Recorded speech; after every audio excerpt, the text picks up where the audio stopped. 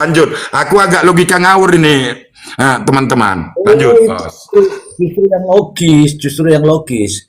Mohon izin Prof, izin mungkin ini sedikit saja, saya ingin bernarasi saja. Ini kita melihat fakta-fakta persidangan ya teman-teman ya. Kita tidak akan berbicara jauh dari fakta. Kita berbicara fakta persidangan. Tapi alhamdulillah ini ada ketua hakimnya nonton di sini ya. Oke Prof, izin saya menyampaikan begini Prof. Dakwaan jaksa, sebagaimana yang sering kita ulas, bahwa dakwaan jaksa itu bunyinya adalah setidak-tidaknya seperti ini. Bahwa kedua orang terdakwa ini saling bergantian melakukan eksekusi terhadap 5 korbannya. Itu dakwaan dari jaksa. Ada tertulis, itu sudah menjadi dokumen pengadilan. Nah, di dakwaan jaksa itu jelas dalam narasi dakwaannya mengatakan bahwa Priyo Ririn, Priyo Ririn, Priyo Ririn. Artinya kalau itu semua diakui, ya sudah Priyo dan Ririn adalah pelaku pembantaian. Kalau itu menurut daripada dakwaan jaksa. Silakan dibantah kalau saya salah. Kemudian dalam fakta-fakta persidangan kita lihat bersama teman-teman. Ini juga fakta persidangan. Silakan saya dibantah kalau salah. Terjadi inkonsistensi terkait dengan keterangan Priyo sebagai saksi mahkota dan Priyo sebagai terdakwa. Kita belum dengar nih ya apa tanggapannya dari Ririn teman-teman. Belum dengar nih, mungkin minggu inilah. Ketika ada dakwaan yang tidak sesuai seperti itu tadi, kemudian ada keterangan yang inkonsistensi begitu. Saya ingin tanya nih Prof, konsekuensi putusan hakim ketika dakwaannya tidak dapat dibuktikan. Ya, seperti kita ketahui, 2 orang ini pelaku pembantai. Apa konsekuensi daripada putusan hakim? Silakan Prof. Iya. Jadi sebenarnya susah ya kita bicara di case ini ya, sisi ini karena memang dilemanya itu ada pada pada hakimnya hari ini sebenarnya. Ya, Apapun dia putuskan, itu tetap akan menjadi kritik publik, pasti. ya, Dia nggak akan cukup rasional untuk kemudian membangun argumentasinya pada rasio residen di pertimbangan putusan itu. ya, Kalau misalkan dia kemudian menyatakan bahwa para terdakwa terbukti secara sah melakukan tindak pidana sebagaimana yang didakwakan, lalu kemudian dijatuhi pidana, tetap ada koreksi. ya, Nah, yang kedua, kalau misalkan pada akhirnya dia sampai pada pasal 244 itu lalu dinyatakan bahwa para terdakwa secara sah dan meyakinkan tidak terbukti melakukan tindak pidana, lalu diputus frispak, diputus bebas. bebas, tetap saja itu akan menjadi polemik. Dan Ya, itu akan menjadi anotasi, pasti ya, akan menjadi anotasi, akan menjadi diskursus publik nanti. Jadi kampus-kampus itu pasti akan menjadi diskursus. Nah, putusan-putusan yang begini yang kemudian sebenarnya sidang-sidang begini sebenarnya memang dilemanya itu pada hakim. Karena hakim akan sampai pada amar putusannya. Bebannya hari ini itu apa? Ada pada JPU sebenarnya. Tapi klimaksnya itu ada pada hakim. Dia akan susah untuk kemudian mengkonstruksi putusannya. Bahkan sekarang ini kan kita lihat kan tadinya dakwaan itu yang sudah dikonstruksi benar-benar, tahu-taunya didekonstruksi lagi sama si pernyataannya si Bang Priyo, terdakwa Priyo. Saya beberapa kali pernah sekali saya dengar Bang Erin coba jelaskan di Komal siapa itu pas lewat ya. Dan memang Bang Erin diserang. Memang logika itu menjadi kuat, logikanya Bang Erin ini. Kaitannya dengan waktu-waktu apa dan sebagainya kan. Cuman memang saya juga nggak tahu apa kepentingan teman-teman lalu kemudian berusaha untuk kemudian membatasi logika gitu lah. Seolah-olah ini hanya diarahkan kepada terdakwa-terdakwa tertentu lah. Padahal kan dalam konteks kita ini kan pengen menggali kebenaran material nih. Cuman susah, makanya Mr. G begitu Mr. G. Putusan itu kalau per hari ini sebenarnya kalau kita ikutin kuhab baru ini putusan itu ada 4, sebelumnya ada 3 ya. ya, Kalau misalkan pada akhirnya terbukti berarti para terdakwa perbuatannya terbukti lalu hakim menyatakan bahwa para terdakwa secara sah dan meyakinkan bersalah melakukan tindak pidana sebagaimana yang didakwakan. benar. Yang kedua, kalau misalkan ya itu berarti dijatuhin pidana tuh Mr. G. Ya. Kalau misalkan ada perbuatan tapi bukan merupakan tindak pidana, berarti dia putusannya itu onslah for revolving. Berarti sama dia putusannya itu putusan lepas. Ada perbuatan, tapi perbuatan itu bukan merupakan tindak pidana. Yang ketiga, Mr. G tadi sebutin tuh, putusan yang bersifat prisprak. Berarti dakwaan itu sama sekali dia nggak terbukti. Apa yang kemudian didakwakan itu nggak terbukti. Dakwaan itu nggak terbukti. Kalau misalkan dia putusan lepas, ada perbuatannya, tapi mensreanya nggak ada. Tuh. Hmm. Dia nggak punya mensrea, dia nggak punya niat jahat untuk melakukan itu. Ataukah dia ada alasan pemaaf atau alasan pembenar. Tapi ada sekarang ini ada lagi, dibikin lagi satu. Orang itu bisa kemudian dia bersalah, tapi kemudian hakim nggak menjatuhkan pidana. Tapi itu case-case yang sifatnya itu tindak pidana ringan ya. Karena ada alasan-alasan tertentu, keadaan pelaku apa dan sebagainya lah. Itu yang kemudian menjadi pertimbangan hakim untuk tidak menjatuhkan pidana. Tapi dalam case ini kan susah Mr. G yang begitu-begitu. Hakim Ya. hanya pada akhirnya akan diperhadapkan pada dua pilihan. Ya. Satu pilihan itu kaitannya menjatuhkan pidana ataukah membebaskan. Hmm. Membebaskan. Saya bicara membebaskan ini karena begini Mr. G. Sejauh ini kadang-kadang nanti ada yang berpikir begini, kok bisa membebaskan? Hmm. Kan nggak mungkin kalau diputus lepas. Hmm. Kan nggak mungkin. Jadi pilihannya itu cuma dua opsinya. Diputus pidana atau diputus lepas. Atau diputus bebas. Bebas. Nah, karena nggak ada bukti yang benar-benar secara akurat yang bisa untuk kemudian membuktikan perbuatan dari terutama si Ririn ini loh. Si Ririn. Nah, bagaimana kita membuktikan itu? Satu-satunya orang yang ada di sana yang kemudian melihat itu, saksi fakta itu adalah si Prio. Tapi Prio kan itu, keterangannya kan berubah-berubah. Ya. Nah, jadi memang menjadi sangat dilematis pada akhirnya. Kita bingung. Memang ya itulah, apalagi sekarang kan yang mau ditarget itu begini Mr. G. Seolah-olah bahwa nanti, saya setuju dengan Bang Irin tadi. Jadi ada keterangan terakhir itu memang ada inisiatif dia untuk kemudian menghindari penjatuhan pidana ekstrim. Nah, konsekuensinya dia membantah sebagian dakwaan dan membenarkan sebagian dakwaan. Pastinya yang dibantah itu adalah dakwaan yang berkaitan dengan dirinya. Pastinya begitu. Tapi dalam konteks pasal 459 ini nggak mungkin, apalagi dijuntukkan dengan pasal 20 huruf C, itu nggak mungkin. Karena dakwaannya secara bersama-sama. Dan ancaman hukumannya kan hukuman mati dan minimal 20 tahun. Ya. 20 tahun. Jadi kalau ada disparitas putusan itu yang jauh, saya kira itu nggak mungkin. Karena apa? Ya. Konsekuensi ketika jaksa itu mendakwa orang secara bersama-sama, berarti itu nggak ada lagi pelaku utamanya. Semua itu adalah pelaku utama. Karena apa? Mensrea atau dia punya sikap batin ini memang sama-sama ditujukan kepada merampas nyawa orang. Nggak Ya. penting lah siapa yang merencanakan itu, siapa yang punya inisiatif, nggak. Karena pidana itu dilihat pada sikap batin orang. Sikap batin orang untuk melakukan tindak pidana. Apalagi ini tindak pidana dengan rencana terlebih dahulu. Ketika mereka secara bersama-sama melakukan rencana, berarti rencana itu untuk merampas nyawa. Berarti apa? Ada meeting of mind di antara mereka. Ada kesepahaman, kesepakatan untuk melakukan tindak pidana dengan merampas nyawa orang lain itu. Makanya selalu disebut begini, ada pelaku utama. Medeplehan itu nggak butuh pelaku utama. Semua pelaku itu sama perannya. Berbeda kalau misalkan dijuntukkan dengan pasal 20 huruf D, itu with locker. With locker itu berbeda. Ini saya contohkan, kalau with locker itu ada pelaku utama. Contohnya, saya pengen eksekusi orang nih, Mr. G. Ya. Tapi saya nggak bisa sentuh orang itu. Saya gunakanlah pembunuh bayaran. Pembantu. Pembunuh bayaran. Oke, bukan. Pembantu beda lagi. Saya gunakan pembunuh bayaran. Artinya saya menggunakan tangan orang untuk merampas nyawa orang lain. Motivasi saya sakit hati sama orang itu. Pembunuh bayaran itu motivasinya itu adalah uang. Uang. Itu. Berarti yang menjadi intelektual dadernya itu adalah saya. Ya. Maka saya disebut sebagai apa? Pelaku utamanya itu adalah saya, kalaupun saya nggak menyentuh secara langsung. Niat jahat yang di awal itu adalah saya. Tapi dalam kasus yang ini nggak ada pelaku utama. Semuanya sama sederajat dia. Itu sih Mr. G. Siap. Sebentar ya teman-teman. Terima kasih Prof. Jangan turun dulu Prof. Tadi Prof. Imran sudah mengatakan bahwa jika sampai saat ini kita ini mengamati di luar ini teman-teman, mengamati di luar itu apa sih sebenarnya alat buktinya? Bagaimana sih peristiwanya? Dakwaan jaksa begitu. Dakwaan jaksa itu 2 orang loh teman-teman.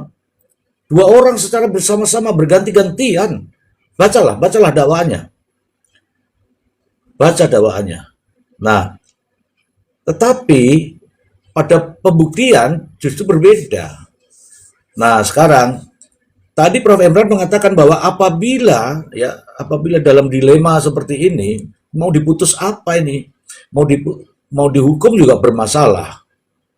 Pasti menjadi debat di luaran ya. Tapi nih teman-teman, ada hakim nih di Bali nih, keren nih. Saya yakin ini karena apa? Alat buktinya nggak cukup. Tak terbukti bersalah, PN Gianyar bebaskan terdakwa kasus pembunuhan. Masa ada begini nih putusan hakim? Kan putusan hakim itu kan biasanya secara sah dan meyakinkan menjatuhkan pidana kepada terdakwa. Terus kalau nggak yakin gimana? Secara sah dan tidak meyakinkan. Ya bingung teman-teman. Ya untuk menjadi keyakinan itu haruslah didukung dengan bukti-bukti yang membuat hakim itu yakin. Kalau sekarang ini, ya teman-teman bisa lihat sendiri. Palu didapatnya kapan? CCTV bagaimana? Bagaimana dengan handphone, HP, nomor HP? Ya, ini bukan mempengaruhi ya teman-teman ya. Kita gunakan logika aja. Bagaimana hakim akan memutuskan ketika peristiwanya seperti ini? Peristiwanya yang agak rumit seperti ini. Begitu. Ini ada teman kita nih, Bang mana Bang R tadi kok hilang dia? Bang Don, bagaimana Bang Don? Menurut Anda Bang Don? Ini masih pagi loh Bang Don. Mumpung iya, saya mau dorong gerobak juga Mister Z ikut. Aduh. Tapi begini, saya mau tanya lagi sedikit apa yang saya baca alat bukti yang ada sekarang ini itu ada 3 yang saya tahu ya. Satu itu CCTV, yang kedua forensik sidik jari, kemudian satu lagi DNA. Darah. Oh, dia baca dulu nih. forensik. Ya, darah kan forensik. Palu Godam Ya. satu lagi, walaupun nyusul gitu loh. Nah, oke lah, kita berandai-andai lagi karena belum terjadi putusan hakim. Kalau seandainya, Prof, Bang Maksi, teman-teman sekalian, terbuktilah apa yang ada di backgroundnya Mr. Z. Karena alat bukti kurang menurut hakim, maka diputuskan bebas. Nah, langkah selanjutnya apa? Gitu. Maksud saya korban ini kan nggak mungkin kita anggap bunuh diri. Pasti ada pelakunya. Ya, kalau terjadi seperti yang di background Mr. Z, putusan hakim bebas. Ini kalau ya sambil kita simak fakta persidangan nanti. Nah, diputus bebas. Kemudian berarti mulai lagi dari awal, penyidik kerja lagi untuk nyari pelaku utamanya, karena udah ingkrah 2 orang ini tidak terbukti. Penyidik jalan lagi, kemudian disusun lagi berkas baru, kemudian dihadirkan lagi di persidangan. Berarti kan mulai dari nol lagi Mr. Z. Kalau background Mr. Z itu terbukti ya di kasus ini gitu. Nah, kalau itu terjadi, langkah-langkah apa yang harus diambil aparat penegak hukum setelah ketok palu itu, Prof. Emran? Itu sih, Oke. itu sih yang saya penasaran. Langsung Bang Maksi. Ini Bang Maksi sudah mau tidur nih kayaknya. Bang Maksi, buka dulu handphone. 1, 2, 3. Bang RD Lau. Jawab Bang RD Lau. Langsung. Aduh, baru masuk udah ditanya nih, saya bingung nih. Langsung orang gentleman tuh. Ayo jawab. Langsung gas ya. Nah, Nah, ya, kita mengenal di KUHP yang baru itu kan ada bahasa ultimum remedium. Jadi ketika kita berbicara tentang hukum acara, tentunya bagaimana menciptakan suatu equality before the law. Semua orang itu sama di hadapan hukum. Jadi pertanyaannya, saya yakin kalau permasalahan yang sejelimet ini pasti ada permasalahan dalam penyidikan, ya kan, untuk membuat redaksi dakwaan dan lain sebagainya. Nah pertanyaannya, apabila ada kesewenang-wenangan yang disebut sebagai abuse of power yang meletak pada suatu penegak hukum gitu kan, ya apalagi ini jujur kalau misalkan saya dengar sekilas tadi senior saya Prof. Emran mengatakan ini harus bebas, misalkan ada opsi bebas demi hukum dan sebagainya. Nah ini kan menjadi hal yang nggak bermutu gitu loh, penegak hukum, jaksa sama polisi ini. Apa yang harus dilakukan bagi orang yang siapa dirugikan dari putusan ini, atau masyarakat yang bisa melakukan gugatan city lawsuit, ya lakukan gugatan di pengadilan negeri setempat dengan perbuatan PMH, perbuatan melawan hukum. Bagi siapa? Bagi penegak hukum yang dianggap gagal dan dianggap tidak profesional, kan begitu. Sanksinya apa? Ya meskipun ini ada dugaan perbuatan melawan hukum, maaf ya, saya juga baru pulang aktivitas, sedikit ada motor lewat. Jadi ketika kita mengacu kepada hal tersebut, ya ini akan membuka suatu tatanan demokrasi kepada masyarakat, menjadi pelajaran gitu kan. Dan justru ini akan menjadi dua pertaruhan, baik terutama di kejaksaan ya. Kalau dia berprestasi dia bisa naik pangkat ya kan. Kalau dia nggak berprestasi bahkan terancam profesinya, mungkin dia bisa diberhentikan jadi posisinya menjadi seorang jaksa penuntut umum, karena dianggap tidak becus, tidak bisa mempertanggungjawabkan apa dakwaan itu kan gitu. Nah seperti yang sering kita bahas, apa yang sering disampaikan oleh teman-teman mengenai beban pembuktian itu kan, yang tadi Mr. Ji sampaikan itu kan, memang jaksa ini berat sekali teman-teman. Nah, mungkin saya akan sedikit mengutip apa yang disampaikan oleh Prof. Emran. Kalaupun salah juga mungkin mohon Luruskan. dibantu teruskan ya, kita sama-sama diskusi lah ya mengenai tentang pembuktian yang harus dilakukan, dan beban pembuktian yang harus dilakukan oleh jaksa itu harus benar-benar mendasar, harus bisa menjawab semua pertanyaan-pertanyaan publik, apalagi ini udah masuk di ranah yuridis ya kan. Nah, baik yang harus dilakukan oleh kedua belah pihak, baik Pak Tony sebagai pengacaranya ataupun jaksa tersebut kan gitu. Kan Bang Maksi sering berbicara tuh actori incumbit probatio. Jadi dalam konteks hukum acara pidana itu tentunya yang melakukan penuntutan itu kita sepakat semuanya jaksa kan begitu. Nah jaksa inilah, jaksa penuntut umum lah, sehingga jaksa patut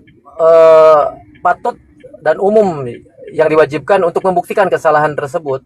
Nah actori incumbit onis probande adalah actore non probante. Ujung-ujungnya apa? Itu yang disampaikan sama Prof. Emran. Ada prispak, ada onslah, adalah reus absolutur. Apa itu reus absolutur? Itu yang nanti berarti jika tidak dapat membuktikan dakwaan itu maka harus dibebaskan. Artinya jika jaksa penuntut umum dalam perkara ini di Pindramayu ini tidak dapat membuktikan kesalahan terdakwa, ya actore non probante, terdakwa harus dibebaskan dan diputus bebas, yaitu reus absolutur. Nah, asas actori Oke, bener nih. Kalau memang itu terjadi, saya potong ya. Memang itu terjadi, anggaplah Anda sebagai pengacaranya atau advokatnya. Kemudian hakim memutuskan klien Anda dibebaskan. Apa yang Anda akan lakukan? Oke. Pertanyaannya, apabila hakim memutuskan bahwa klien saya, ya yang dimaksud klien itu antara Ririn sama Prio kan itu kan gitu. Ya, di kasus lain lah, kasus lain. Ya kalau di kasus lain, saya sebagai kuasa hukumnya tentu saya akan melakukan gugatan perbuatan melawan hukum untuk mengganti kerugian material dan material yang sudah terjadi kepada klien saya. Baik misalkan saya menggugat ganti ruginya material, ya mungkin bisa 1 juta atau 10 juta. Tapi materialnya akan saya tuntut untuk negara ini karena ada anggarannya, saya tuntut 5 triliun atau 500 miliar sah secara hukum. Karena apa? Loh, apa hak Anda main-main dengan hukum? Sudah jelas klien adalah saya orang yang bersalah. Baik kerugian material itu banyak sekali. Wah, itu mungkin 15 halaman yang saya akan sampai keberatan kepada mereka. Orang yang sudah mendakwa dari klien saya.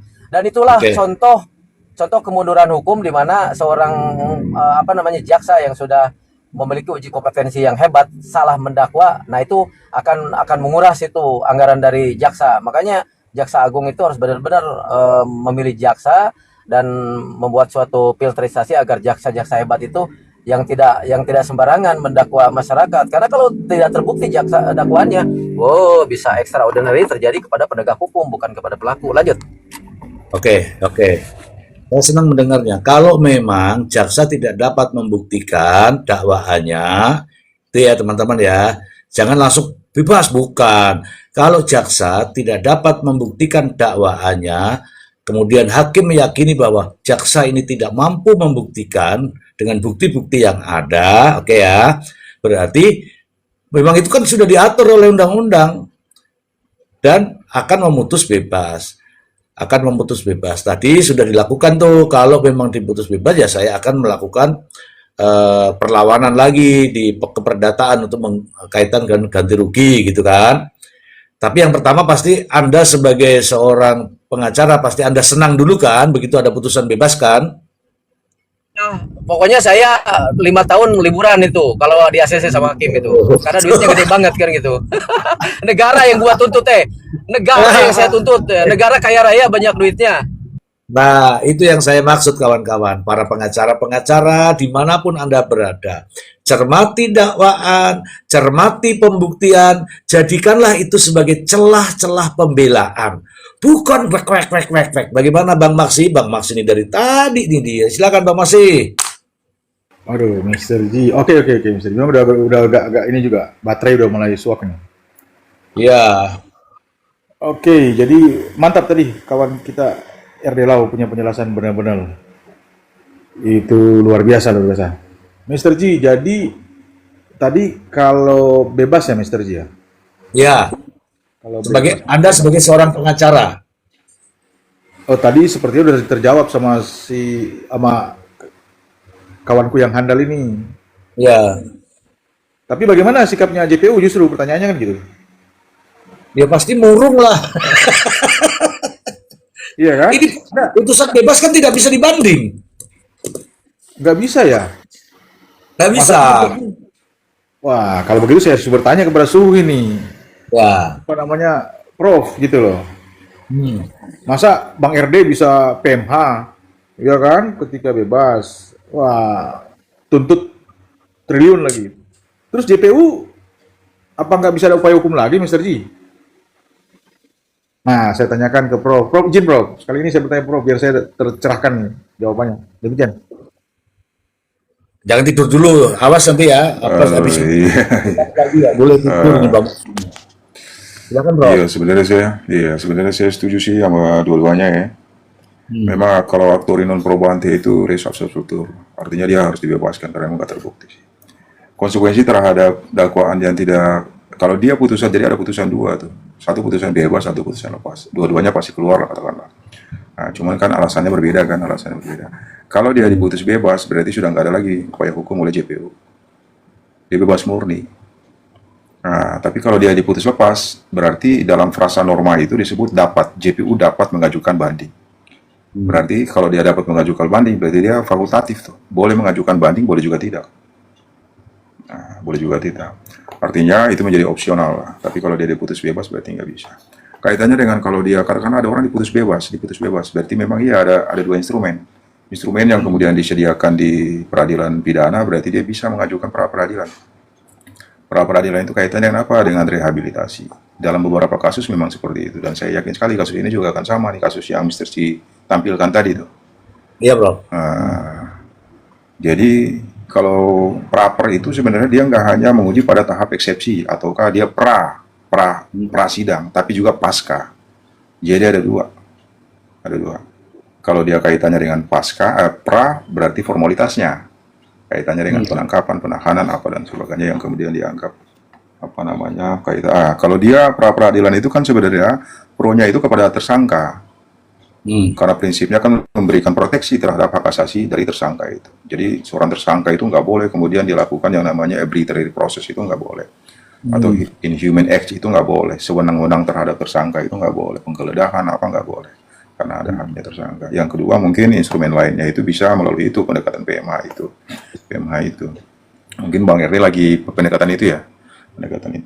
Iya, Cuma kalau di pidana ya itu 5 triliun ya. 5 triliun. Enggak, kebetulan gini Prof, kebetulan izin ya. Saya jujur, ini juga mungkin pembelajaran buat semuanya. Saya juga nangani perkara di PN Cibinong terkait kuap baru untuk penganiayaan dengan sajam ya.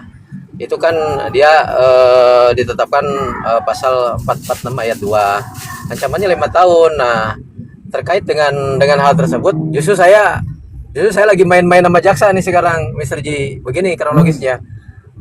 Ini sebetulnya kan yang saya lakukan ini gila sebetulnya. Kenapa? Kan kemarin jujur ya, ini juga banyak sih viewernya, tapi nggak apa-apa. Daripada saya bayar oknum banyak gitu kan. Nah, kelihatannya orangnya juga nggak mampu, sudah jual rumah juga segala macam. Ya bagaimana caranya supaya si korban ini nggak hadir di persidangan?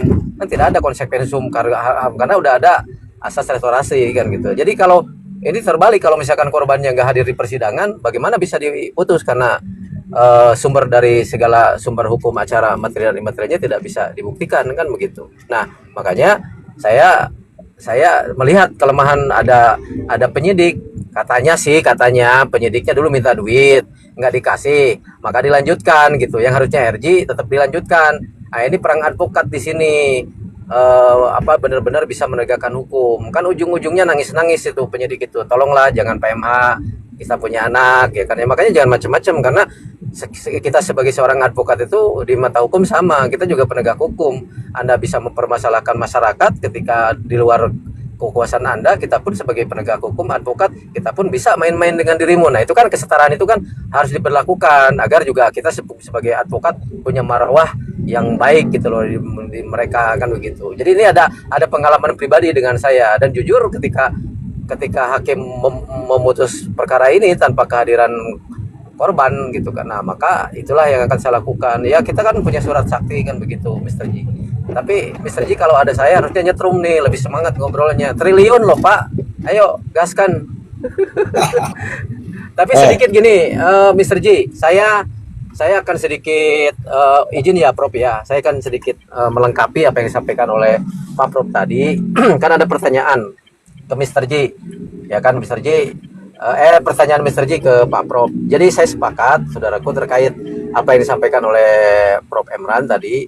Jadi ketika ini putusan bebas atau prispak, memang tidak ada jalan banding. Dasar hukumnya apa? Di pasal 244 ayat 4 itu Undang-Undang Nomor 20 tahun 2025, itu baru kemarin akhir tahun itu kan, tentang Kitab Undang-Undang Hukum Acara KUHP baru ya. Jadi putusan bebas ini memiliki sifat final, tetapi poin-poinnya langsung bebas. Misalkan langsung bebas ya, itu terdakwa yang divonis bebas harus segera dikeluarkan dari tahanan, dikeluarkan kan gitu. Itu kan memang memaksa dan mendesak gitu kan. Nah, adapun terkait ditolak di tingkat PN, misalkan jika jaksa tetap nekat nih, gua daftarin aja nih banding secara elektronik misalkan begitu kan. Nah, permohonan tersebut tidak memenuhi syarat dari berkas tidak bikin bisa dikirimkan, karena di situ pengadilan yang berhak untuk menahan itu. Beda dengan putusan lepas. Jadi putusan lepas itu dia lepas dari segala tuntutan atau onslaught pan al kan gitu. Jadi berbeda dengan putusan bebas. Untuk putusan lepas ini, undang-undang masih membuka kemungkinan bagi jaksa untuk mengajukan banding. Ya, mungkin nanti dikoreksi. Jadi alasan penutup dari narasi saya ini adalah, ini aturan ini disengaja dibuat dan dibentuk oleh undang-undang demi kepastian hukum, mencegah proses peradilan yang berkepanjangan. Ini kan panjang terus sih ceritanya. Sampai Mr. Jim keluar jenggot 1 meter ini nggak selesai ini kalau hakimnya nggak bertindak. Lanjut, terima kasih. 1 meter. Ya, itu ada kasus tuh yang seperti itu. Kalau nggak salah kasus Serang Banten itu Nikita Mirzani, korbannya tidak hadir, akhirnya hakim membebaskan Nikita Mirzani pada saat itu, hari itu juga. Oke, tapi nanti dibahasnya. Terima kasih informasinya. Itu jurisprudensi loh, Mr. Ji, bagi saya. Ingat ya, 1 triliun bagi berapa itu? Soalnya aku mau beli es cendol 1M. Silakan Prof, dilanjut Prof. Terkait dengan bebas tadi, Prof. Iya, itu sama-sama kayak apa yang dijelaskan sama Bang RD, Bang Maksi, yang lainnya. Sama sebenarnya sih. Jadi memang begitu, argumentasinya sama lah, itu kan argumentasi normatif ya. Jadi memang kalau diputus bebas, berarti konsekuensinya JPU nggak bisa melakukan banding. Tapi kalau misalkan dia diputus kaitannya oslah, berarti kan bisa. Artinya frasanya dapat, boleh dia mengajukan banding atau enggak, tinggal nanti pertimbangannya ini apa. Kalau konsekuensinya dia berpikir, kalau misalkan dia banding, lalu kemudian malah putusannya menjadi bebas, kan dia akan berpikir ulang untuk kemudian mengajukan permohonan banding ya. Nah, itu. Cuman saya mau bilang begini, Mr. Z. Sebenarnya saya mau masuk pada substansi perkara ini sebenarnya. Karena kita udah sampai pada level putusan nih, apa kira-kira putusannya? Putusannya itu, kalaupun dakwaannya secara bersama-sama sekalipun, Mr. Z, bisa jadi mereka diputus juga sama. Ya. Diputus pidana dua-duanya. Tapi tidak menutup kemungkinan bahwa akan diputus berbeda. Bisa jadi yang si A itu diputus bebas, yang si B diputus bersalah. Artinya yang si A terbukti, yang si B nggak terbukti. Contoh dalam kasus ini, si Ririn ngaku bener-bener ini saya bukan ini gitu, saya ini sama sekali enggak. Lalu kemudian bukti-bukti yang dihadirkan oleh JPU itu nggak bisa untuk mempresentasikan dakwaannya, berarti hakim kemungkinan dia sampai pada keyakinannya bahwa oh berarti orang ini nggak terbukti. Karena kan dalil dia di awal itu kan disampaikan bahwa saya tidak ada pada saat kejadian itu terjadi.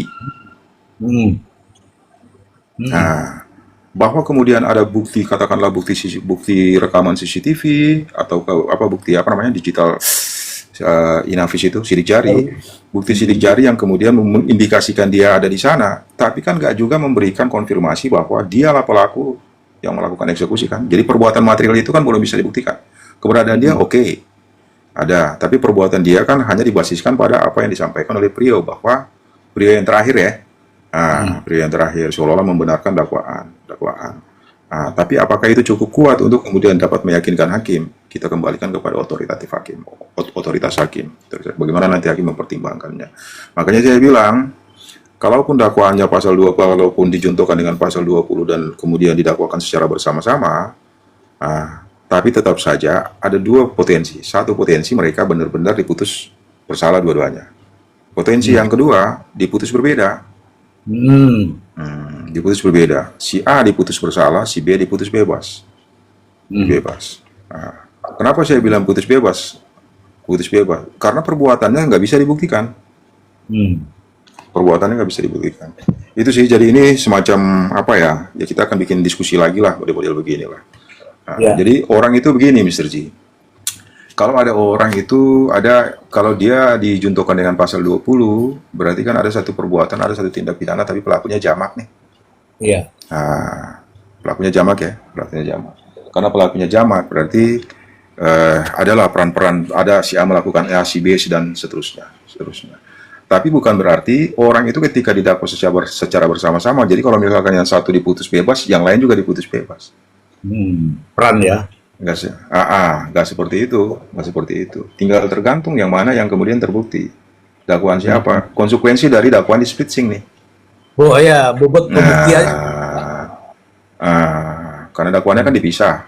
Kalaupun perkaranya sama, ya kan? Perkaranya sama, dijuntukan juga dengan pasal 20, tapi dipisah. Ya. Jadi muncullah itu. Ya. Bisa jadi yang di situ terbukti, bisa jadi yang satu ini terbukti, ada perbuatan, ada pembuktian, yang sini justru tidak terbukti, begitu ya, Prof? Iya, itu kayak biasa kita diskusi lah ya. Katakanlah ada orang itu, ada beberapa orang yang kemudian didakwa secara bersama-sama melakukan tindak pidana pembunuhan secara dengan rencana. Tapi kemudian rupanya yang merencanakan itu cuma satu orang. Konsekuensi dari itu, JPU itu artinya dia sudah mengcover dakwaan tuh. Dakwaan itu kemudian disusun secara subsidiar. Satu pasal 459, subsidiarnya pasal 458. Karena begini, bisa jadi hanya satu orang yang merencanakan, Mr. G. Ya, betul. Yang lain nggak merencanakan, tapi dia ketika teman yang merencanakan ini melakukan pembunuhan, dia ngelihat temannya, dia ikut-ikutan. Ya. Nah, dia ikut-ikutan. Nah, yang ikut-ikutan ini perlu ditanyakan lagi, perlu didalami lagi mestreanya. Mestreanya itu artinya direct kepada matinya orang, apa dia hanya mestreanya itu saya hanya pengen menganiaya, bukan membunuh. Nah, berarti kan deliknya berbeda harusnya kan?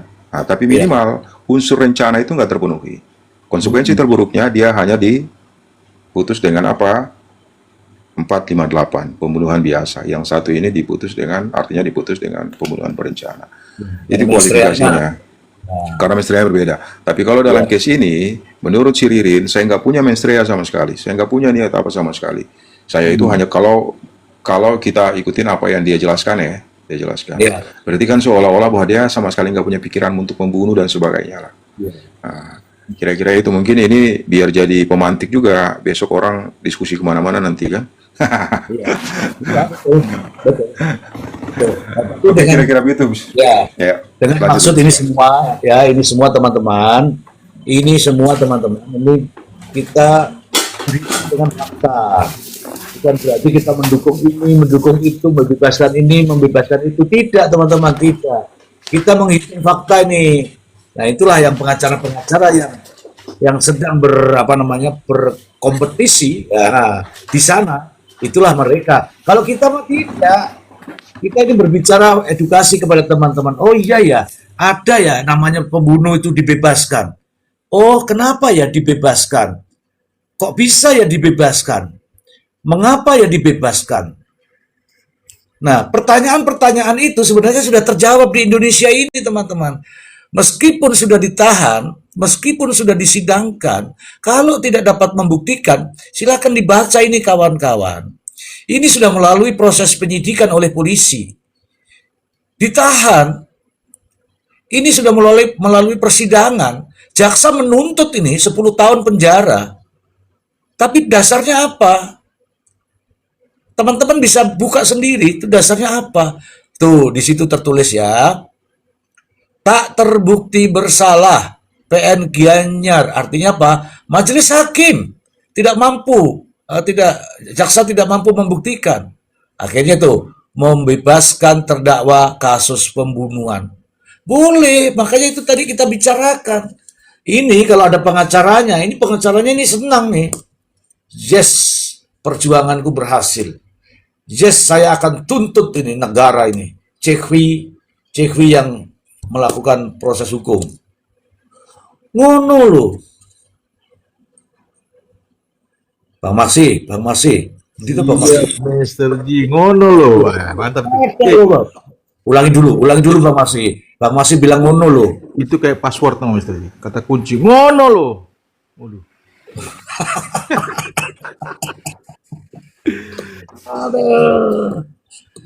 Mr. Ji.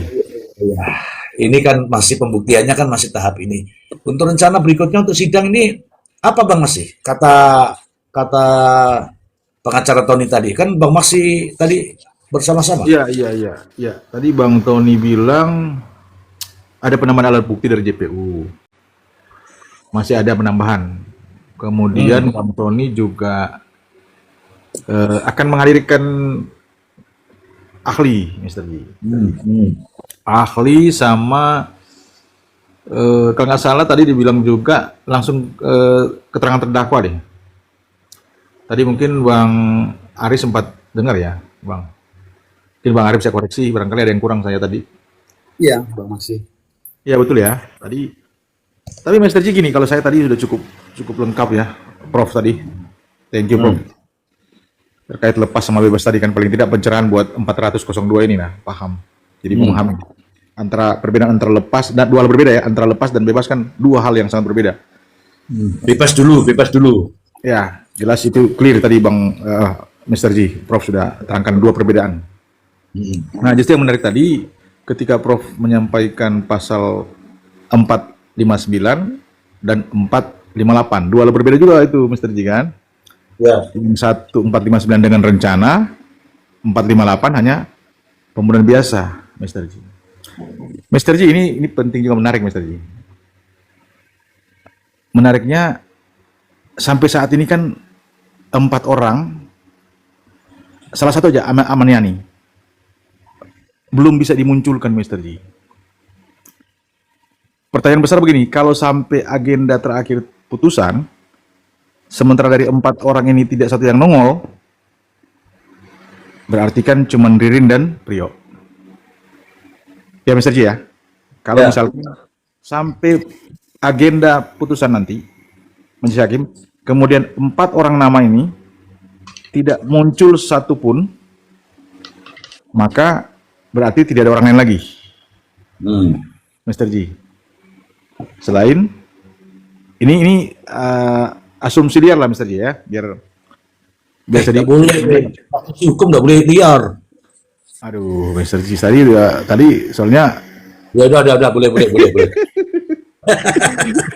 kalau nggak hadir Kalau kalau kalau Amaniani nongol, wih, selesai nih barang Mister Ji kan. Artinya selesai bisa juga dia pelaku utama ataupun tidak. Ya itu artinya ini lah, menjadi terang lah perkara ini. Iya. Oke. Kalau ini kan masih setengah mati Mister Ji, masih setengah mati kasihan. Makanya sekecil apapun 9 tadi kan pokoknya harus dihadirkan di persidangan. Mister Ji, satu lagi poin tadi. Oke. Ini very menarik tadi karena kan tadi disaksikan oleh Bang Ari ya. Bang Ari. Ya. Tadi saya dengan kawan-kawan ini sedikit Mister Ji. Ini intermezzo Mister Ji, intermezzo. Ya. Saya jujur Bang Ari sempat pasti dengar lah, saya sempat tensi naik tadi. Tapi bukan berarti ngamuk-ngamuk. Pas tensi naik Mister Ji, saya terbayang wajah Mister Ji dan Prof Emran. Mati langsung saya langsung. Jangan. Nah, terbayang artinya tadi udah mau naik, terus turun tensinya. Bersyukur Iya, juga. makanya. Coba kalau nggak ada bayangan wajah Prof dengan Mister Ji. Saya gas betul itu tadi. saya gas betul tadi. Iya, iya. Untung bayangan. Apalagi ada kata-kata Bang Maksi harus main yang lebih jauh dong. Jalan-jalan. Jalan-jalan. Iya bilang jalan-jalan kurang aja. Saya tanya, apa maksudmu? Kan gitu. Saya langsung luruskan, saya bilang, yang pertama, saya dengan Bang Tony tidak pernah ngopi bareng. Ya. Nggak pernah, selama ini. Iya kan? Itu clear dulu. Jadi tidak ada kepentingan saya dengan Bang Tony. Saya murni menyampaikan berdasarkan hukum, fakta-fakta terungkap di persidangan. Iya kan? Alat-alat bukti yang sampai saat ini. Saya sampaikan gitu Mister Ji. Jadi kembali tadi Mister Ji. Pokoknya saya bersyukur tadi. Saya bersyukur, alhamdulillah tadi. Jadi ada wajahku tadi. Ada wajahku tadi. Ada bayangan Mister Ji dan Prof. Para gadun. Iya, langsung saya pamit langsung ke. Memang tadi Bang Tony sempat kaget. Bang Tony masih kepingin kita ngobrol memang saya lihat tadi. Cuman karena saya menjaga tensiku tadi. Sebenarnya karena tensi. Wah, ini seperti Prof bilang saya gas terus nih, gas full nanti kan. Nanti kalau saya gas full Mister Ji dan tidak terkendali, nanti jadi sama dong saya. Ya, nanti ada yang bilang ke saya begini lagi. Bang Messi sekolah di mana, Bro? Nah, takutnya begitu saya. Nah, nilainya berapa? Ada yang ngomong nanti, Bang Messi. Wah, saya langsung tek. Wah, bayangan muncul, langsung saya pamit saya langsung Mister Ji. Iya. Ngomong tadi. Gitu loh. Karena saya bukan bicara takut, kita nggak ada takut ya. Cuman kan tadi takutnya nggak terkendali tadi, gas full. Nah, Terus, akhirnya jadi sama gitu loh. Kelasnya jadi sama gitu Mister Ji, gitu. Kira-kira begitu Mister Ji, demikian. Sementara. baik tuh ada pesan dari netizen Oke. di bawah. Coba nih. Ini saya sekalian closing down izin Mr. J ya. Tunggu dulu, Prof. Ini saya bacakan Oh, iya, ini, Prof. Oh iya. Ini loh. Di Butterfly. Di sebelah bukan kelasnya Bang Maksi itu, Bang Maksi. Bukan Karena saya ketolong bayangan Prof sama Mister Ji, makanya saya langsung turun. Kalau enggak, saya bisa sama juga, gitu. Oke, sekarang ini ada Stephanie dari Australia, sudah jauh-jauh. Silakan disapa tuh, ada Prof Emran. Stephanie, halo Stephanie. Kenapa kau rajin di sini, Stephanie?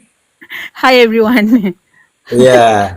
How are you today? Good, thank you. Oke, itu my friend, the best friend, and friend-friend semua. Silakan.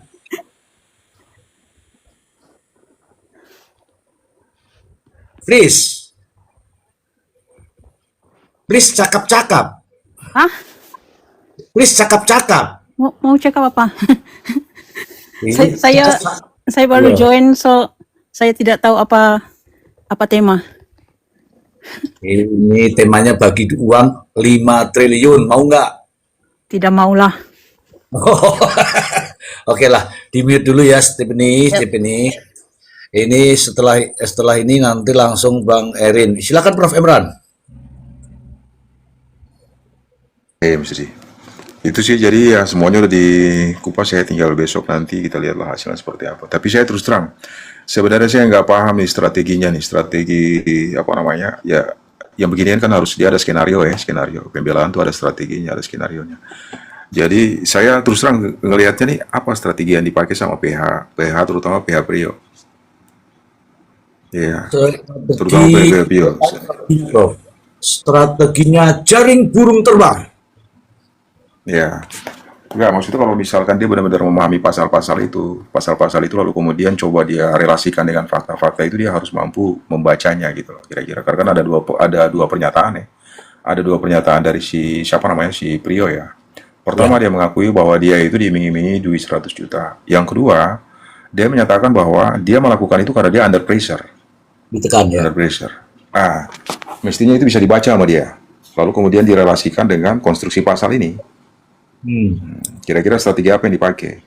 Cuman kalau dia pengen hanya tunduk pada dakwaan, nah ini bingung juga saya. Artinya saya jadi bingung sebenarnya. Yang kedua tuh begini, Mr. G. Kalau benar, saya setuju tadi tuh sama Bang RD maupun Bang Maksi kan. Memang burden of proof-nya itu ada pada JPU, beban pembuktiannya. Dia punya kewajiban untuk kemudian membuktikan dakwaan. Kalau terdakwa dan PH itu dia tuh nggak dibebankan itu, nggak ada kewajibannya. Dia punya hak. Jadi itu sebenarnya dua parameter yang berbeda. Yang satu kewajiban, yang satunya hak. Hak itu bisa digunakan, bisa juga tidak. Artinya bahwa alibinya si Ririn ini itu dia boleh membuktikan, boleh juga tidak. Tapi yang menjadi primary pembuktiannya ini adalah apa? JPU harus mampu membuktikan dakwaannya. Itu sebenarnya. Nah, makanya saya mau bilang begini. Kalau kita berharap Ahmad Yani dan Sekal dan sebagainya, ini rasanya sesuatu yang sangat mustahil. Mustahil. Kalau mau dihadirkan itu mustahil. Mustahil. Maka sekarang ini yang bisa dilakukan oleh Bang Tony, dia harus mampu mendekonstruksikan alat-alat bukti itu. Dia harus bisa mensut kelemahan dari alat-alat bukti itu. Dan saya kira sejauh ini fakta-fakta itu sudah menunjukkan kelemahan dari alat-alat bukti yang dihadirkan. Untuk membuktikan keterlibatan si Ririn. Sorry sekali lagi, saya nggak bermaksud artinya nggak punya pretensi ya, atau nggak punya kepentingan lah, nggak punya interest lah, nggak punya. Nah, cuman kalau kita baca formasi yang ada di persidangan per hari ini, alat-alat bukti itu kan nggak cukup signifikan, nggak cukup signifikan. Nah, itulah yang menjadi masalahnya, yang kemudian membuktikan dakwaannya si Ririn. Kalau dakwaannya si Prio sudah mengakui, yaitu kesalahannya dia. Ya kan? Dia mengakui, ya udahlah. Tinggal nanti, artinya keterlibatan. Makanya sekarang ini yang dia perjuangkan itu adalah apa? Si Prio, si Ririn ini harus ikut gitu loh. Harus ikut. Kelihatannya begitu. Arah dia ke sana. Arah dia ke sana. Jadi balik lagi, ya bisa membuktikan adanya keterlibatan si Ahmad Yani dan sebagainya. Kalau kita ikutin, kalau misalkan kita dasarkan pada versinya si siapa tuh? Ririn. Ya itu hanya bisa diverifikasi dengan alat bukti itu, CCTV. Wow. Nah, hanya bisa dengan alat bukti CCTV itu. Jadi nanti tinggal dibaca lah ya, siapa aja yang beraktivitas di situ. Siapa aja kan, dari jam sekian ke jam sekian. Kalau ada orang lain yang punya aktivitas itu, berarti alibinya dia terbukti. Emang tahu Kira-kira hukum gitu. manusia. Kira-kira gitu, Mr. G. Jadi, saya cuma terakhir saya mau ngomong gitu, mudah-mudahan artinya semuanya pembuktiannya. Ini Dan apa akhirat ini? dan dunia dan hukum akhirat kah? Apa ini kau nih? Nah, itu Ya, kayaknya habis minum tua gitu. Itu.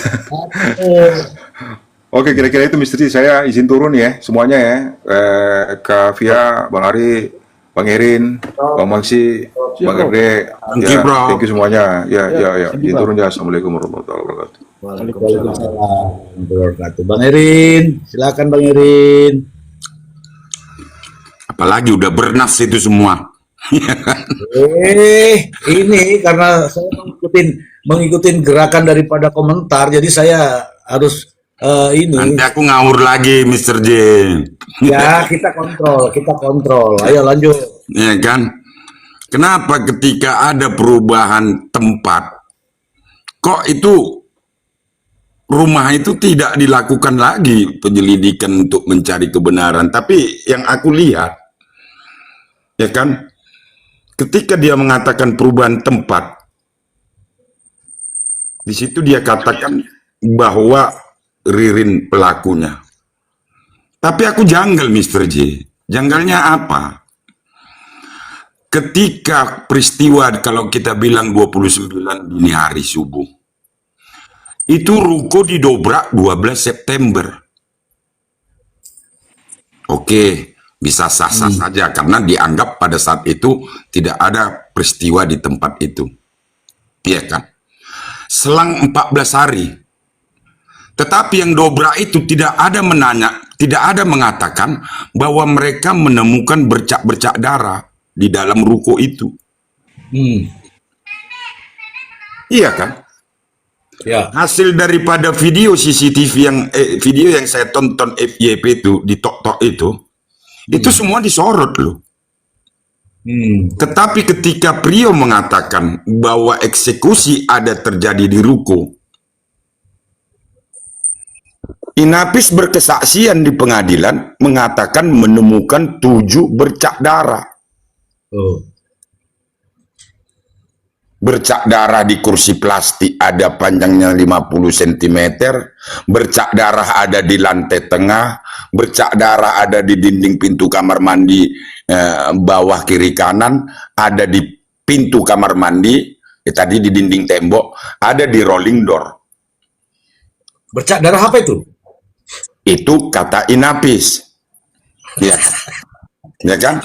Bercak merah atau darah katanya kan? Kan itu dia. Tapi belum dibuktikan bahwa itu darah siapa. Cuma yang kuanukan Mr. J, 14 hari setelah kalau memang itu peristiwa, orang masuk rame-rame ke ruko itu. Saya rasa 14 hari anjir darah masih ada. Kenapa? Jika memang itu digetok dari belakang, macam air mancur itu, darah itu. Iya. Enggak lengket, hanya menjadi bercak. Iya. Jika kata Priyo benar diketok dari belakang, pecah bos, pecah itu kepala. Iya kan? Tetapi ditemukan ya seperti itu. Nah, wajarlah para netizen menemukan kejanggalan-kejanggalan ini jadi tanda tanya. Dan yang ditemukan dia Mr. J untuk membuktikan bahwa cerita itu Priyo benar. Kita salut loh nengok penyidik dan kejaksaan bisa langsung membuat adanya, kalau benar CCTV katanya yang menunjukkan ada pengangkatan jenazah. Berarti mereka gerak cepat, kita salut loh. Iya. Iya kan? Kan seperti itu. Hanya untuk menunjukkan katanya kalau benar. Walaupun kalau kepala saya emang kalau mengangkat sudah menjadi pelaku, belum tentu juga. Emang sidik jari yang di rumah itu bisa mengatakan bahwa dia pelaku, terkecuali sidik jari di bukti palunya atau apa itu kan. Nah, itu dia Mr. J. Dan yang paling saya agak lagi janggal, Priyo tidak kenal itu jalan Siliwangi. Tidak kenal jalan Siliwangi karena dia anggap dia baru pertama ke rumah Pak Budi kan. Tapi dia bisa menjelaskan bahwa dia membuang palu itu di mana. Dan tanpa ditunjukkan Priyo, palu itu bisa dapat. Iya kan? Iya, hebat ya. Nah di situ kejanggalan kalau katanya kata Ririn saya buang. Dia itu gelap gulita dan tidak kenal daerah itu. Nah, kita nggak dengar Priyo itu membuang selokan-selokan mana, tapi tiba-tiba selokan itu ditunjukkan dibongkar dan palunya dapat. Nah, kalau aku ngawur lagi Mr. J, kalau benarlah palu itu yang dibuang, terus di rumah itu pakai palu mana mengeksekusi? Diambil lagi lah, baru dikembalikan lagi. Itulah kejanggalan-kejanggalan kulihat Mr. J, sehingga aku bisa mengatakan ini Priyo yang dia telah memberikan banyak keterangan berubah-ubah. Kita bukan membela juga, tapi Ririn sampai saat ini masih kekeh mengatakan dia tidak ada di peristiwa ketika peristiwa terjadi. Iya. Kalau dia ada tunjuk benar memang mengangkat jenazah, bukankah itu besoknya? Sehingga terpenuhi kalau dia kekeh mengatakan di malam peristiwa tidak ada, karena dia bantu mengangkat. Apakah membantu mengangkat kalau benar CCTV itu sudah bisa membuktikan bahwa dia pelaku? Nggak juga kan? Ya, ya, Nah, ya. kejanggalan itu katanya dibuang Palu, tapi katanya eksekusi di rumah itu Palu juga. Palu udah dibuang, berarti ada 2 Palu. Mana Palu satu lagi? Padahal P21 pun Palu tidak pernah menjadi ada tertulis sebagai didakwa. Oke, oke. Itu Terima dia, kasih. misteri Itu analisanya. Ini ada Pak Hakim nih, Pak Hakim.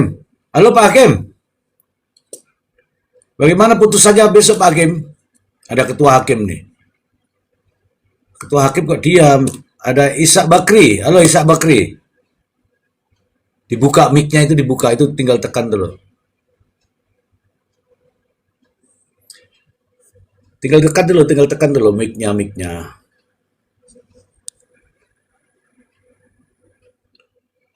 Ah, malah pergi deh. Assalamualaikum Pak Ustadz. Siap. Kenapa bentar Ya. barusan saya ya? Nggak tahu. Karena sesuatu ini Bang Ari, terakhir Bang Ari. Sebelum ke Jelita. Loh, mana Bang Ari kok hilang?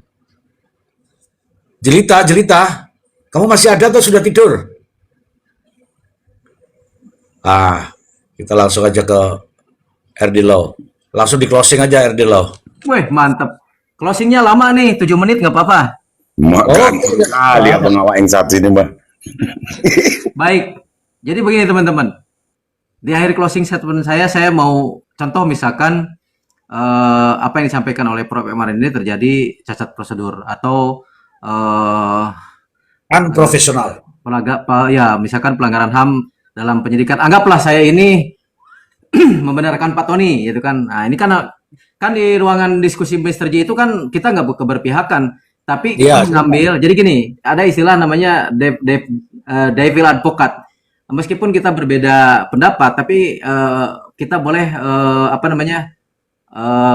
boleh berpendapat berseberangan, tapi kita harus paham bahwa untuk menguji saja kan begitu. Jadi saya sekarang mau di pihak Pak Tony, ya. Begini, kalau saya jadi Pak Tony, misalkan terbukti ada cacat prosedural yang dilakukan oleh penyidik, ya kan. Jadi saya akan menyampaikan, halo Pak Tony, ya.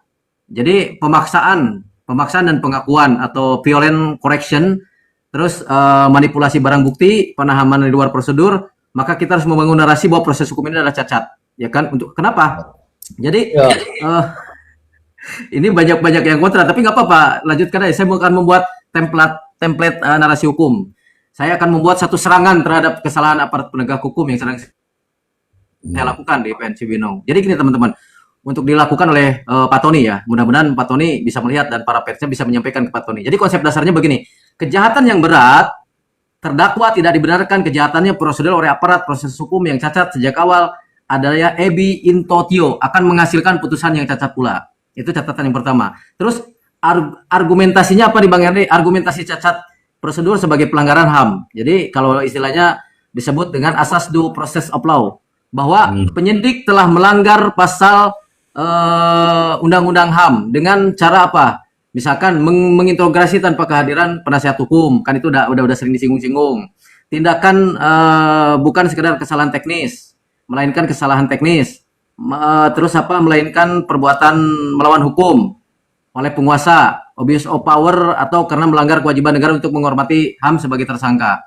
Jadi yang keduanya saya akan sampaikan adalah Doctrine Fruit of the Poisonous Tree. Jadi artinya bahwa segala bukti atau BAP, saksi, barang bukti yang diperoleh melalui proses yang melanggar hukum disebut sebuah buah dari pohon beracun, kan begitu. Oleh karena itu bukti-bukti tersebut tidak sah secara yuridis dan wajib dikesampingkan oleh majelis tentunya. Yang ketiga, presumption of innocence until proven guilty.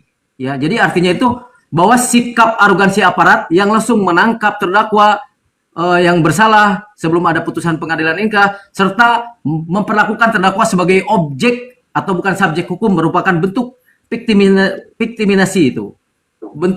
Jadi tersangka yang sudah melanggar asas praduga bersalah memang sudah diperlakukan seperti bersalah, itu juga menjadi celah. Nah, yang kedua, jika terdakwa dinyatakan bersalah dengan proses cacat atau strategi gugatan PMH, jika majelis hakim tetap menjatuhkan vonis bersalah dengan mengabaikan cacat prosedur tersebut, maka Pak Tony harus siap dengan menempuh jalur hukum gugatan perbuatan melawan hukum atau PMH terhadap siapa? Terhadap negara dan aparat terkait. Dasar hukumnya jelas di situ ya. Jadi untuk aparat itu, bentar.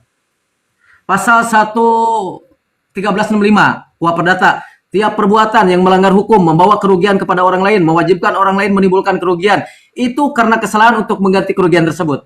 Terus yang kedua, Mr. Ji, ada jurisprudensi Mahkamah Agung. Sejumlah putusan Mahkamah Agung mengakui bahwa kesalahan prosedur dalam penyidikan yang menyebabkan kerugian material atau imaterial atau trauma, nama baik, meskipun material biaya hukumnya kehilangan pekerjaan dan sebagainya, dapat digugat secara perdata. Ya. Terus nomor 3, Undang-Undang nomor 39 tahun 99 tentang HAM.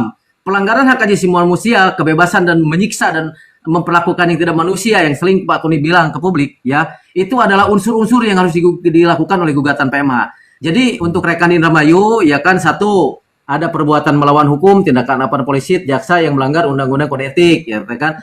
Ada kesalahan foul yang dilakukan sengaja atau offset atau kelalaian atau culpa oleh aparat. Yang ketiga ada kerugian material, biaya pengacara, biaya hidup keluarga selama ditahan, hilangnya pendapatan kan gitu, itu bisa diajukan. Nah itu mungkin kalau material itu ya biasa-biasa aja lah, menegaskan yang tadi. Tapi kalau kerugian imaterialnya, rasa trauma, psikologis, stigma sosial. Stigma sosial itu kan, saya kan sudah dipermalukan gitu kan. Jadi stigma sosial ini sebagai pembunuh.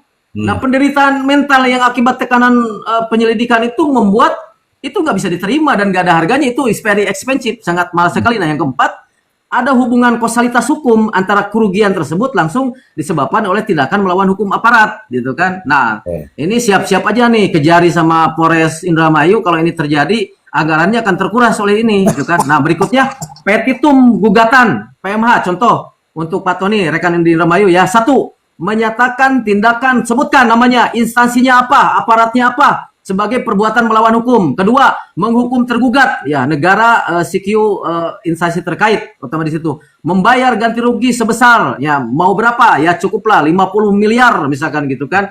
Ketiga, menghukum tergugat membayar ganti rugi material sebanyak 1 triliun, meminta permintaan maaf kepada publik, kepada siapa? Kepada publik, kepada Komal Mr. Ji, itu boleh-boleh saja. Bahwa di situ saya sudah dirugikan karena Mr. Ji di sini penontonnya lebih dari 500. Itu Anda harus konfortir tuh di Mr. Ji di situ. Jangan sampai, saya pernah banyak orang yang mendukung saya ini seolah-olah dikucilkan, dituduh sebagai pembunuh dan lain sebagainya. Nah itu Mr. Ji yang akan saya lakukan. Jadi ini serangan-serangan hebat. Jadi 2 Pak Tony, Mr. Ji, kalau Pak Tony bisa melampaui ini dan benar apa yang dilakukan analisis kita tadi oleh Pak Emran, ini dia akan menjadi lawyer yang hebat gitu. Kenapa? Ya bisa membuktikan itu, dan itu secara konstitusional diperbolehkan oleh undang-undang. Nah tapi ketika misalkan pada faktanya memang tuduhan Priyo kepada Ririn itu loh, Pak Tony jangan senang dulu. Saya sudah punya bukti rekaman di kamar bahwa ada sidik jari Ririn. Dan di situ jelas-jelas bahwa sisi itu mengarah ke situ. Ya buka dong dalam berita acara di agenda sidang membuktikan kalau Ririn ada pelakunya sesuai dengan apa yang disampaikan oleh Priyo. Ya sudah, selesailah masalah itu. Oke, thank you. Mantap, semangat. Oke, terima kasih Pak Ustadz. Mari kita kawal Bang Erdilo untuk mencapai apa yang dia sampaikan tadi. Jangan makan sendiri. 1 triliun kan, 1 triliun kan. Oke, kesempatan Bang Ari Porong. Bang Ari Porong. Sebentar, sebelum ke Bang Ari, paling Bang Iren daftar buat nikah lagi. Lanjut, Bang Ari. Bang Ari, silakan Bang Ari. Ya, kalau itu kan udah dijelasin sama advokat ya, Bang RD ya kan. Itu udah diucapkan. Saya cuma mau mengingatkan Pak Tony, ini aja Mr. Ji. Bakalan ada 1001 cara yang akan dilakukan ya. Jadi tolonglah dijaga Ririn, jangan sampai nanti seperti Priyo lagi gitu. Karena yang kita tahu Ririn sama Priyo kan mereka nggak ngerti hukum gitu loh. Yang sudah kecolongan ya dengan Priyo gitu kan. Karena ya banyak permainan lah ya. Permainan yang kita juga sebetulnya yang kita semua tahu ya, ada beberapa yang tahu, ada yang enggak gitu kan. Makanya bukti yang tadi saya dapatkan dari roomnya Bung Mimbar itu tadi, yang foto yang di di pintu gerbang itu Mr. Z itu sudah saya DM ke Pak Tony, mudah-mudahan bisa membantu. Itu saya udah bilang kalau misalkan tolong dibuka Pak Tony, siapa tahu nanti bisa dikonfirmasi langsung ke Ririn gitu loh, bahwa ini bukan itu orangnya gitu loh. Jadi itu aja sih Mr. G, kalau saya mengingatkan buat Pak Tony itu aja. Pasti ini bakalan serangan habis-habisan ini, 1001 cara bakal dilakukan ini semuanya. Yang penting kita harus fokus aja gitu buat Pak Tony, kita support apapun itu. Mudah-mudahan hakim juga dapat memberikan hukuman ya sesuai dengan perbuatan para terdakwa itu tadi. Kalau memang misalkan Ririn terbukti dengan bukti-bukti yang sah di mata hukum, hukum seberat-beratnya.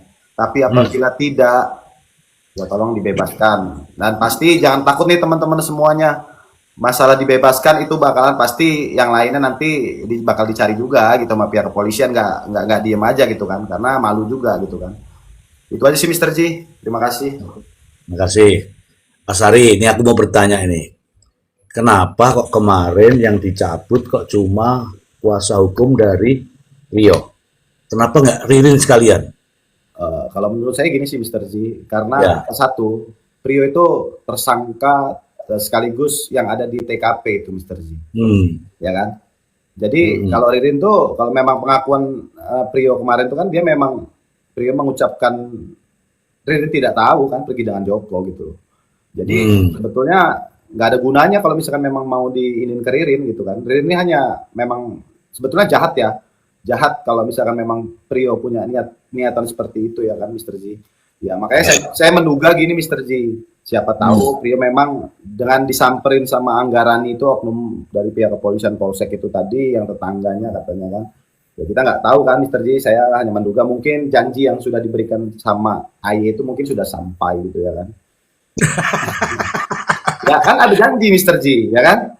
Ya, bisa jadi saya bicara gini fakta Mr. G, karena yang saya bilang selama saya di dalam saya banyak menemui kasus-kasus seperti ini Mr. G, teman-teman, makanya dan saya juga pernah mengalami gitu kan.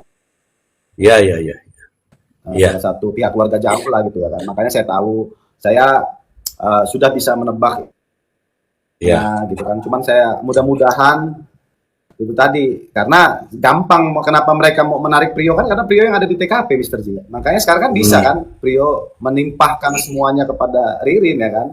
Gampang, tinggal skenario-nya itu tinggal diganti aja Mr. Z. Perannya ya kan. Dari pemeran yang pelaku yang melakukan pembunbunan itu tadi tinggal ditimpahin ke Ririn semua. Gampang kalau itu mah, kalau menurut saya itu. Keren sekali nih. Keren sekali nih teman-teman itu. Tidak ada yang tidak mungkin di dunia ini. Oke, teman-teman, saya bernarasi ya sebelum saya. Bang Erin. Oh, Seandainya nih, seandainya nih besok, ini kan besok sidang kan. Seandainya nih, tiba-tiba besok sidang terus Ririn ngomong nih, ini seandainya. Ririn ngomong, yang mulia, sebelum sidang dimulai, mohon izin kuasa ini saya cabut. Yang mulia terus gimana?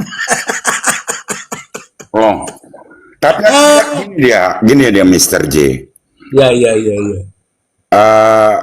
Ketika Pak Tony menjadi pengacara ya, dan ketika begitu ngerinya Prio mengangkat kuasa hukum itu,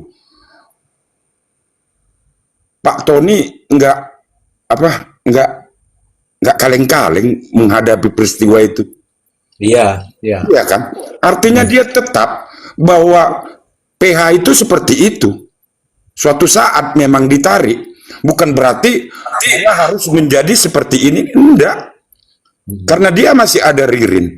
Dan saya yakin apa yang dia sampaikan ini adalah bahasa dari kliennya. Ketika klien mengatakan seperti itu, Bang RD Lola sama Mr. J, apa mungkin klien menarik diri sebagai PH-nya ketika klien kita mengatakan itu, dan sementara bukti-bukti yang mengarah ke klien kita belum juga nampak auranya, kan itu dia kan.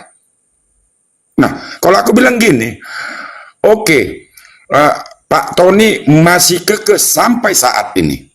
Sampai kapan kekekeannya? Sampai ada batas akhirnya ketika Ririn memberikan keterangan. Itulah final daripada perjuangan mereka. Iya kan? Nah, apa yang akan disampaikan oleh Ririn nantinya? Memang di kepalaku sudah ada. Kenapa? Pastinya gini aja dia. Apakah membuktikannya? Apakah membantah? Dengan apa? Satu, dengan bukti. Oke, dengan bukti pun belum tentu juga jalan ceritanya membuat jalan cerita seperti yang diinginkan atau menyatakan bahwa dia, sorry ya, tanda kutip, tidak terlibat. Belum tentu juga. Apalagi membantahnya dengan tanpa bukti. Sudah jelas mentah. Tinggal apa? Yang disajikan sekarang adalah Priyo menuduh Anda sebagai pelaku. Kan akhirnya ke situ. Nah sekarang, oke, Priyo menuduhnya sebagai pelaku. Nah kalau alat bukti atau apapun nantinya tidak bisa memang, ya kan itu tetap hakim. Tapi kita juga bisa melihat. Nah, tinggal apakah yang disampaikan Priyo itu dia iakan atau ada cerita baru yang akan dia sajikan. Nah, cerita barunya yang mana? Ya pasti mungkin ya dengan tegas. Karena apa? Yang aku lihat gini, terlepas ketika yang kita tonton sekarang adalah Priyo yang memberi kesaksian yang berubah-ubah. Tetapi ketika Ririn bersaksi, hal yang terburuk, kadangkala kita mencari hal yang terburuk jika terjadi. Apa dia? Plan, apa yang harus dilakukan? Kan itu dia. Jika hal terburuk, ketika Anda tidak bisa lagi mengiyakan apa kata Priyo, berarti ada cerita baru. Tinggal Pak Tony apa? Karena seorang penasihat hukum bagaimana kliennya tidak terjerumus. Kan tinggal bilang, jujur kacang hijau lah kau. Kalau ada cerita baru yang harus kau sampaikan. Baik. Karena apa? Kita tidak bisa lagi berkelit di dalam perkara ini.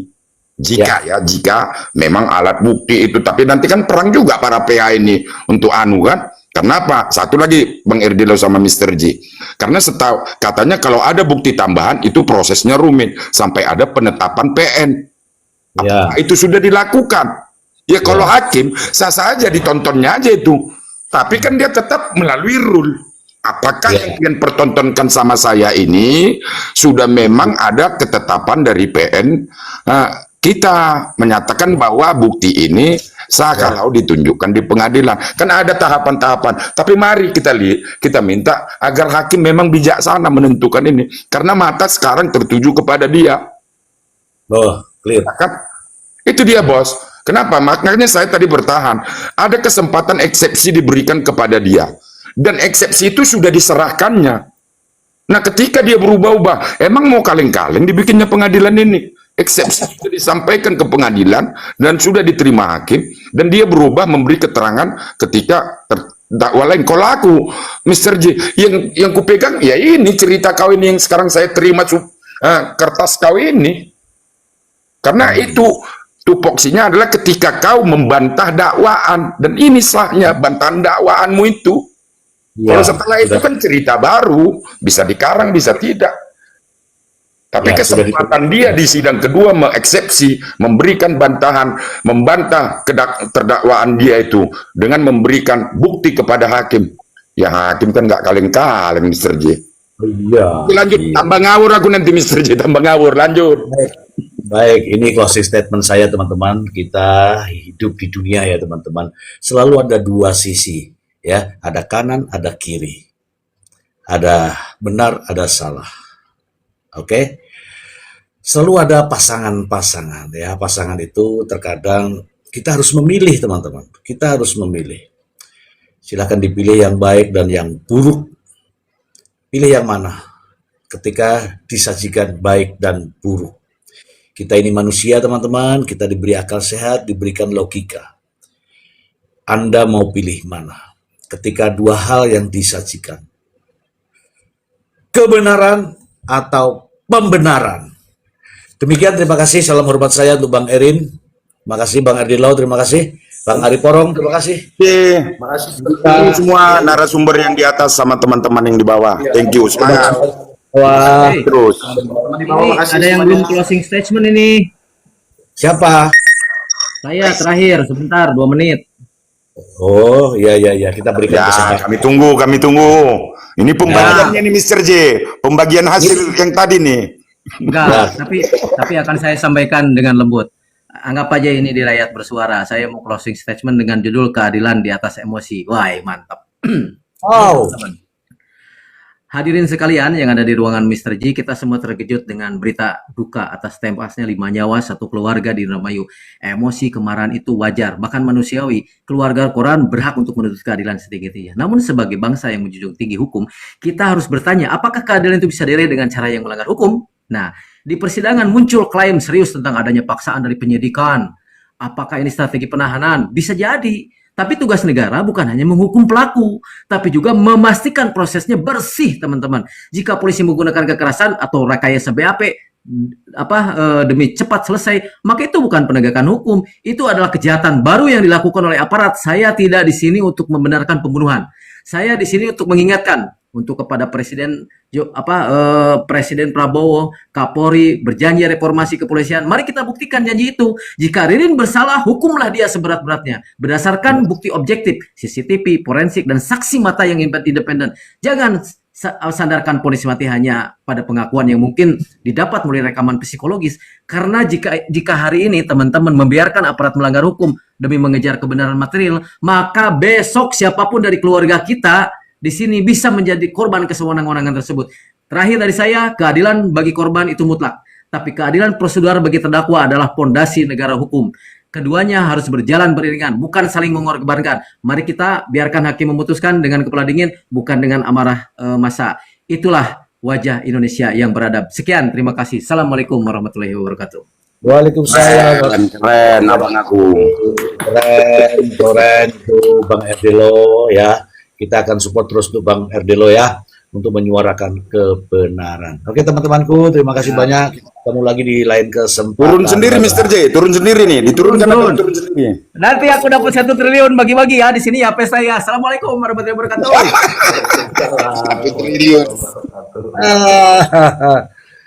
Itulah Komal kita teman-teman. Kadang serius, kadang bercanda, kadang pokoknya yang penting kita buat adem teman-teman. Jangan menggunakan urat-urat. Adem. Bye-bye.